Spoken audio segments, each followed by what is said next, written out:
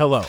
In today's video, I will assemble a generator to produce the electricity from an old lawnmower engine and test if it works. In the next video, I will try to produce my own fuel and test it on this generator.